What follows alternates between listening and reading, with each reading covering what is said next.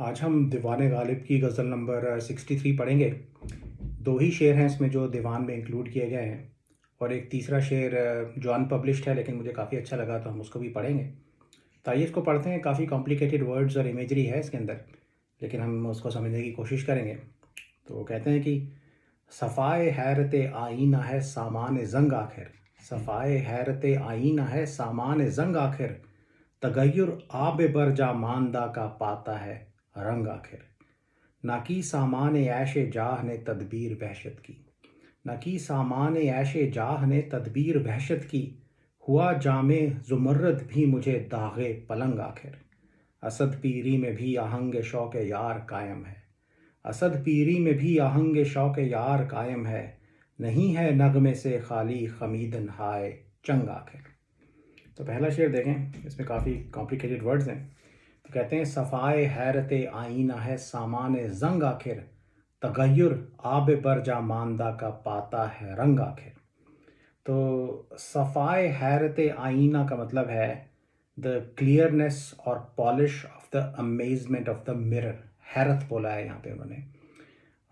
یہاں پہ پھر ایک بار غالب صاحب نے ایک میٹیلک مرر، میٹیلک آئینے کی امیج کو استعمال کیا ہے، اور سامان زنگ کا مطلب ہے سٹف آف دا رسٹ۔ جیسے ہم نے دوسرے شعروں میں دیکھا ہے، جب وہ اس میٹیلک آئینے کی بات کرتے ہیں تو اس کے اوپر جو ہرے رنگ کا زنگ جم جاتا ہے، اس کی امیجری کو یوز کرتے ہیں، انہوں نے بہت بار یوز کیا ہے۔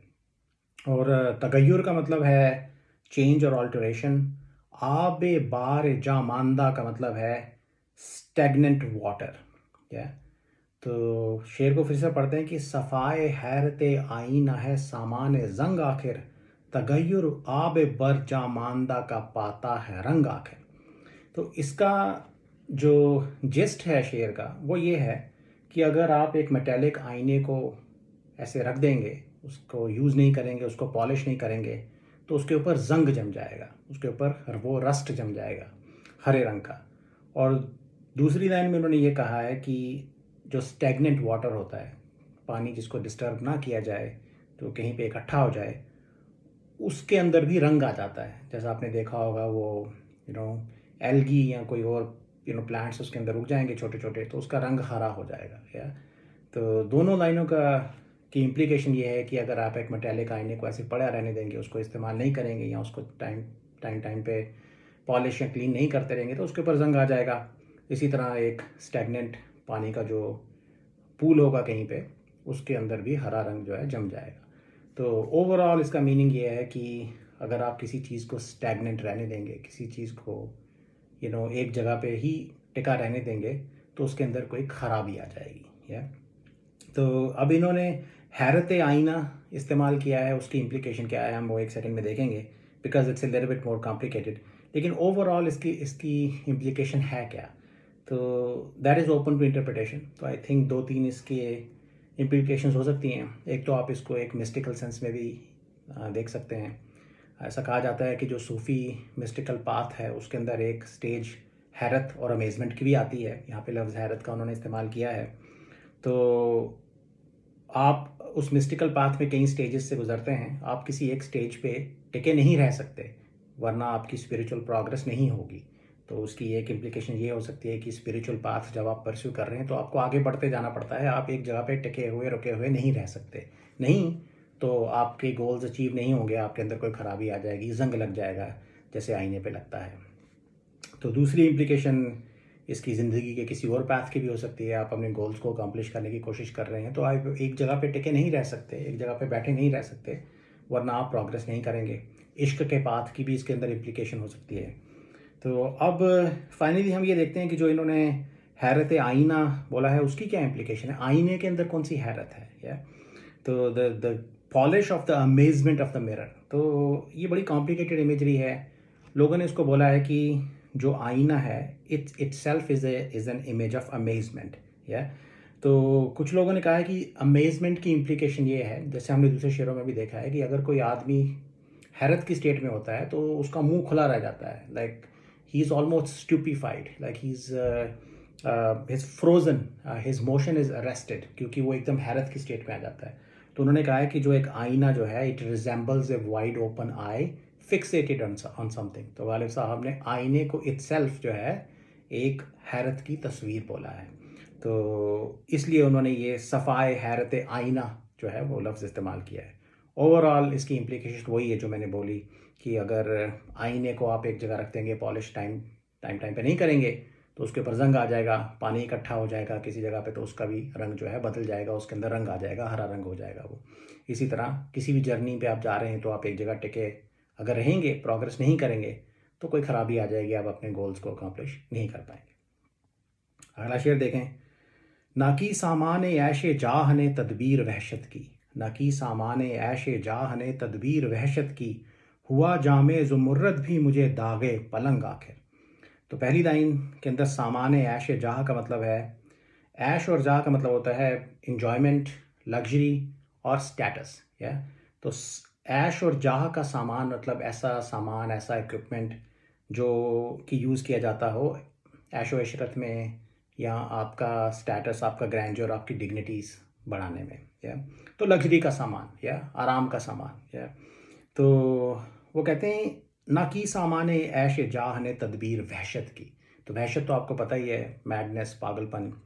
تو کہتے ہیں کہ یہ جو عیش و جاہ کا سامان تھا، اس نے وحشت کی تدبیر نہیں کی. تدبیر کرنا مطلب کوئی اپائے ڈھونڈنا، کسی طرح کا علاج کرنا ہے. تو اس ایک وحشی عاشق کو اگر آپ کسی بھی محل میں بٹھا دیں، اس کو دنیا کے سارے کمفرٹس اگر دے دیں، تو بھی اس کی وحشت کا علاج نہیں ہو سکتا. اس کا دل پھر وہیں بھاگے گا. جیسے مجنوں صاحب کا دل جو تھا وہ ان کو صحرا میں بھگاتا تھا، جنگل میں گھومتے تھے پاگلوں کی طرح، رائٹ. تو ایک وحشی عاشق یا وحشی انسان کا دل جو ہے وہ پھر اس جنگل کی طرف، وحشت کی طرف ہی بھاگے گا، چاہے آپ اس کو دنیا کے کتنے بڑے کمفرٹ ہی دے دیں، کیونکہ اس کی نیچر کے اندر وہ وحشت ہے، یا اس کی نیچر کے اندر وہ لگژری، وہ انجوائمنٹ نہیں ہے. یہ پہلی لائن ہے. دوسری لائن میں انہوں نے ایک امیجری یوز کی ہے اس کو جسٹیفائی کرنے کے لیے یا اس کو سپورٹ کرنے کے لیے.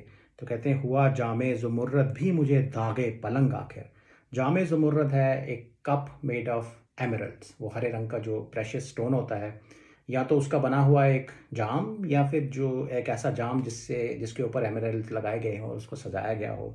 اور داغے پلنگ جو ہے وہ جو جانور ہوتا ہے، لیپرڈ جو چیتا ہوتا ہے، اس کے اوپر جو داغ ہوتے ہیں ان کو داغے پلنگ بولا گیا ہے. تو کہتے ہیں ہوا جام زمرد بھی مجھے داغے پلنگ آخر. اس کی امپلیکیشن یہ ہے کہ ایک بہت ہی ویلیویبل لگژوریس آئٹم جو کہ یہ جام ہے، اس کو دیکھ کر بھی جو وحشی عاشق ہے اس کو چیتے کی یاد آ گئی، اس کو لیپرڈ کی یاد آ گئی. کیوں؟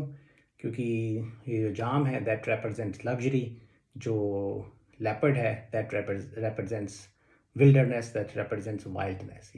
تو پھر جیسے پہلے لائن میں انہوں نے کہا کہ نہ کی سامان عیش جاہ نے تدبیر وحشت کی، کہ یہاں پہ جو وحشی عاشق ہے اس کو آپ کوئی بھی لگژری، کوئی بھی انجوائمنٹ کی چیزیں دے دیں، اس کا دل جو ہے وہ وحشت کی طرف ہی بھاگے گا. اور یہاں پہ جو جام زمرد ہے اس نے بھی اس کو صرف داغے پلنگ کی ہی یاد دلائی ہے. تو اس کا دل پھر جنگل کی طرف جا رہا ہے، وحشت کی طرف جا رہا ہے. اچھا، یہ آخری شعر دیکھیں، یہ ان پبلشڈ شعر ہے. اسد پیری میں بھی آہنگ شوق یار قائم ہے، اسد پیری میں بھی آہنگ شوق یار قائم ہے، نہیں ہے نغمے سے خالی خمیدن ہائے چنگ آخر. تو پیری کا مطلب ہوتا ہے اولڈ ایج.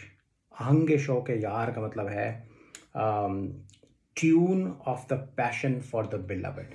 تو یار کے شوق میں جو میوزک ہے اس کو آہنگ شوق یار بولیں گے. تو کہتے ہیں پیری میں بھی آہنگ شوق یار قائم ہے، even in my old age the tune of passion for the بیلوڈ is there, it's stayed fast, it's فرم، وہ قائم ہے.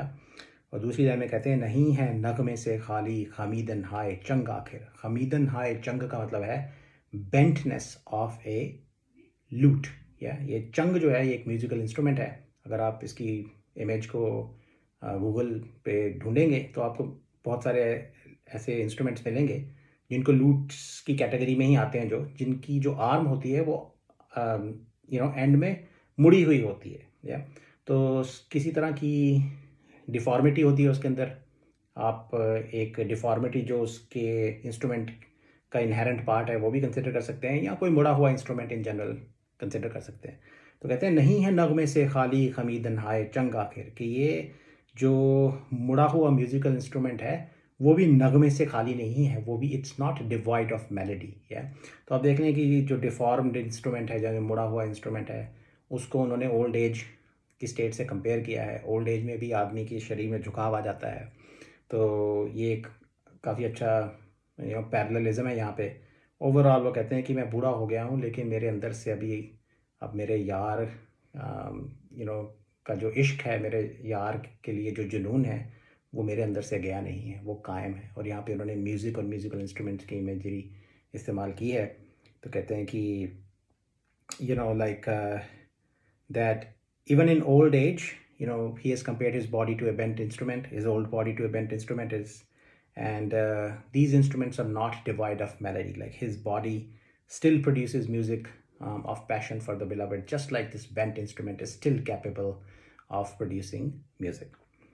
تو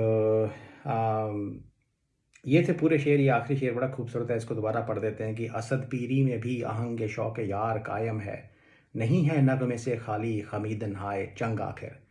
ایسا کہا گیا ہے، کچھ لوگوں نے کہا ہے کہ یہ غالب صاحب نے اپنی اولڈ ایج میں لکھا تھا، لیکن اسد کا جو تخلص ہے وہ اپنی ارلی شاعری میں استعمال کرتے ہیں. تو یہ شعر انہوں نے 19 سال کی ایج کے قریب لکھا تھا. تو آپ دیکھیں کہ ایسی چھوٹی عمر میں انہوں نے اتنا میچور اولڈ ایج کے بارے میں شعر لکھ دیا، وچ is like testimonial to how great of اے شاعر ہی از. ادروائز یہ تو اولڈ ایج کی سچویشن میں یہ شعر جو ہے وہ تو اپلیکیبل ہوتا ہی ہے.